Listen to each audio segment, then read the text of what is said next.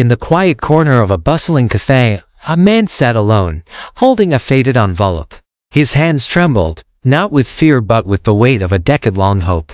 Inside that envelope was a letter, a confession of love that was never meant to be read. Until today. 10 years earlier, Liam and Emma were the closest of friends, bound by laughter, secrets, and shared dreams. But while Emma spoke freely about everything, Liam held back one truth: he was in love with her. A love he never had the courage to admit. On the night of their high school graduation, Liam wrote her a letter. In it, he poured his heart out, his fears, his hopes, and the words he could never say aloud. But when the moment came to give it to her, he froze.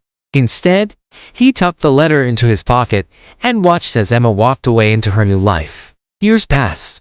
Liam traveled, worked, and tried to forget. But every time he saw an open envelope, his mind would drift back to her. He wondered, did she ever feel the same? Did she ever think of him?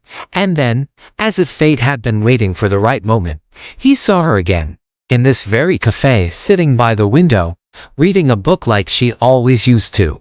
Liam hesitated, his heart pounding. Should he approach her? Should he hand her the letter he had carried for so long? What if she didn't remember him? Or worse, what if she did? Gathering his courage, he stood and walked to her table. She looked up, her eyes widening in recognition. Before she could speak, he placed the envelope on the table and said, "I wrote this for you a long time ago. It's yours now." Emma opened the envelope, her hands steady but her expression unreadable. As she began to read, Liam braced himself for every possible reaction: confusion, rejection, even anger. But instead, she smiled.